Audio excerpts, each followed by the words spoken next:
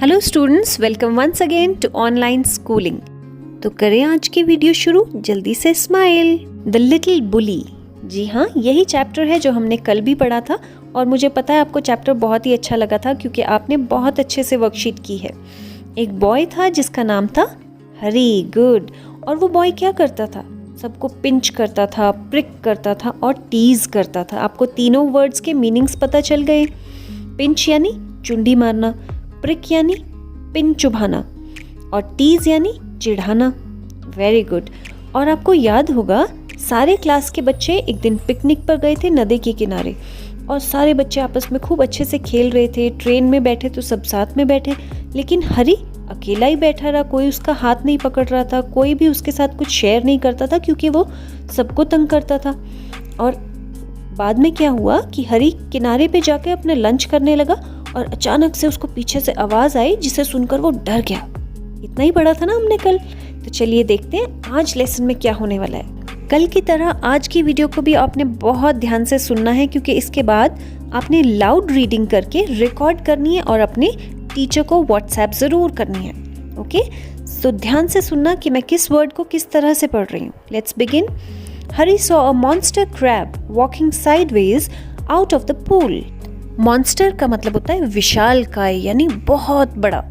हरी ने एक बहुत बड़ा क्रैब होता है केकड़ा, जैसा कि आप पिक्चर में देख सकते हो, है ना, आपकी बुक के पेज 137 पे है।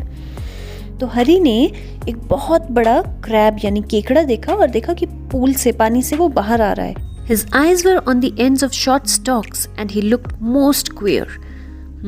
अब stalks का मतलब होता है डंठल। आप इस क्रैब की अगर लेग्स देखो तो डंठल की तरह दिख रही है ना, तो उसकी जो लेग्स थी वो छोटी छोटी और डंठल की तरह थी और उन लेग्स के ही एंड पर उसकी आईज थी। And he looked most queer. Queer का मतलब होता है विचित्र, अजीब सा दिखने वाला था वो। He held out his front claw to Hari. Front claw, front मतलब आगे और क्लॉ का मतलब होता है पंजा। उसने अपने आगे वाला पंजा हरी की तरफ बढ़ाया। Hurry put out his hand to shake the crab's claw, but to his surprise and anger, the crab opened his pincers and nipped his hand so hard that the boy yelled. अब क्या हुआ? जब उस crab ने अपना front claw यानी सामने वाला, जब आगे वाला जो पंजा था वो जब हरी की तरफ बढ़ाया तो हरी को लगा वो शायद हैंड शेक के लिए बोल रहा है, तो हरी ने भी अपना हाथ आगे बढ़ा दिया शेक हैंड करने के लिए। लेकिन क्या हुआ? टू हिज सरप्राइज यानी आश्चर्य, और एंगर तो आपको पता ही है, गुस्सा। हरी को बड़ी ही हैरानी भी हुई और बहुत गुस्सा आया। क्यों आया?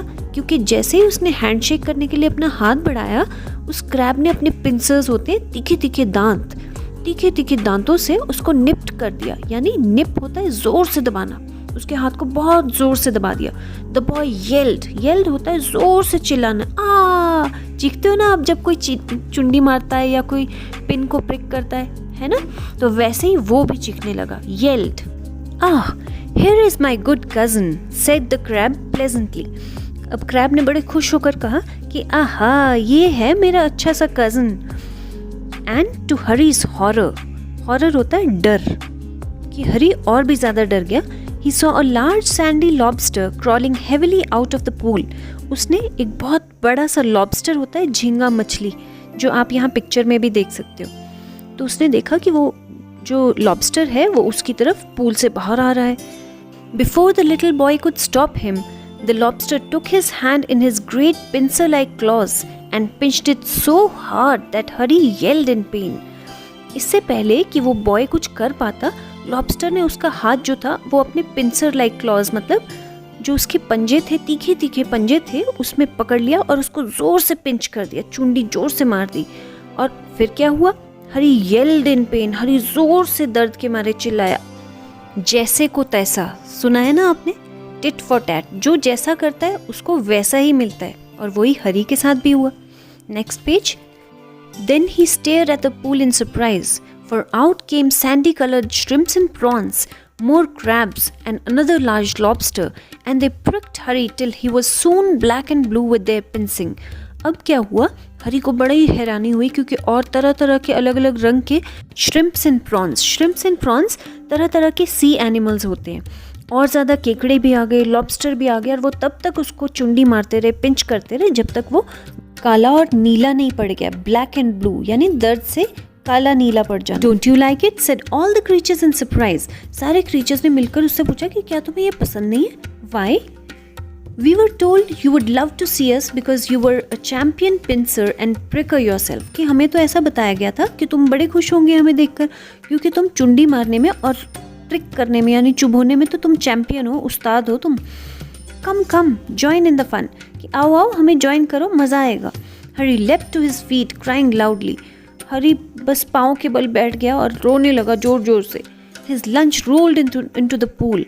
उसका लंच जो था गोलमोल होके पूल में, पानी में गिर गया। And when the crabs and lobsters saw it they ran to it and began to feast eagerly. और जैसे ही क्रैब्स ने और लॉबस्टर ने उन्हें देखा, वो जल्दी से, फीस्ट होता है दावत देना, तो उनको लगा कि ये हरी जो है ये दावत दे रहा, और दौड़ के उसके खाने की तरफ झपट पड़े। Harry saw that they forgotten him for a time and he turn and ran for his life, tears streaming down his cheeks. Harry ने जैसे ही देखा कि ये मुझे भूल गए हैं थोड़ी देर के लिए, वो दौड़ा वहाँ से अपनी जान बचाने के लिए, और उसकी गालों से जोर जोर से आंसू टप टप टप टप बहने लगे। They only did to me what I keep doing to other children, he thought। उसने सोचा कि ये इन्होंने मेरे साथ वही किया जो मैं सभी बच्चों के साथ करता हूँ। But how it hurt, कि कितना दर्द होता है। And how I hated those crabs and lobsters, कि क्या मैं उनको कैसे नफरत कर सकता हूँ इन crabs और lobsters से। I suppose the other children hate me too, कि मुझे लगता है ऐसे ही सारे बच्चे भी मुझसे ऐसी नफरत करते होंगे। अब समझ में आया उसको। Well, I jolly well shan't pinch or prick anymore, कि मुझे लगता है कि अब मैं किसी को भी पिंच और प्रिक नहीं करूँगा, किसी को भी चुंडी नहीं मारूंगा, किसी को भी मैं प्रिक नहीं करूँगा। Only the wearer knows where the shoe pinches, यानी जिस तन लागे सो तन जाने। जिसको दर्द होता है वही अंदाज़ा लगा सकता है कि दर्द कितनी ज़ोर से हो रहा है, और वही हरी के साथ हुआ। अभी तक वो सबको मारता था, चुंडी मारता था, पिंच करता था, उसको कभी दर्द का अंदाज़ा नहीं हुआ क्योंकि खुद को कभी नहीं लगी थी। अब इस बार उसको खुद को दर्द हुआ, तब उसको पता चला कि दर्द होती क्या है, कितनी ज़ोर से होती है। आपने एक चीज़ और नोट की, पिछली पोएम यानी नोबडीज़ फ्रेंड और ये लेसन दोनों एक ही पोएट एंड राइटर ने लिखा है, एन ब्लेटन ने। भाई मुझे तो ये स्टोरी बहुत ही अच्छी लगी और मैंने बहुत कुछ सीखा इससे। आपने क्या कुछ सीखा, चलिए देखते हैं रिकैप में। Question 1 is word meanings. First is pincer. Pincer होता है ग्रिपिंग टूल या कोई ऐसी चीज़ जिससे आप कस के पकड़ सकते हो। Second is stock. स्टॉक होता है किसी भी प्लांट की मेन स्टेम जो होती है, जिसे हम डंठल भी कह सकते हो आप हिंदी में। Next is nipped. निप्ड यानी पिंच्ड या चुंडी मारना। सरप्राइज आश्चर्य। स्टेयर्ड घूरना। चलिए क्वेश्चन 2 देखते हैं। Harry was pinched till he was black and blue. Black and blue means, black and blue का मतलब मैंने आपको बताया था। चलिए इन चारों में से कौन सा सही आंसर है देखते हैं। Hari fell down in pain. हरी दर्द से गिर गया। There were bruises on his body. उसकी बॉडी पर ब्रूजेस यानी चोट के निशान थे। Hari painted himself in colours. उसने अपनी बॉडी को कलर्स से पेंट कर लिया था। ये तो बिल्कुल नहीं है। Harry had a black and blue shirt. ये भी बिल्कुल नहीं है। हरी के पास एक ब्लैक और ब्लू शर्ट थी। ये भी बिल्कुल नहीं है। तो what is the correct answer? Harry fell down in pain. हरी दर्द के मारे गिर गया। क्वेश्चन 3 देख लेते हैं। Right 3 sea animals that you learned in the lesson. जो आपने लेसन में सी एनिमल्स के बारे में पढ़ा है, उनमें से कोई भी 3 एनिमल्स का आपने नाम लिखना है। 3 मैंने आपको ऑलरेडी पिक्चर में साथ में दिए हैं। अगर आपको इनके अलावा कोई और भी आते हैं तो आप वो भी लिख सकते हो, जैसे क्रैब, लॉबस्टर, प्रॉन्स।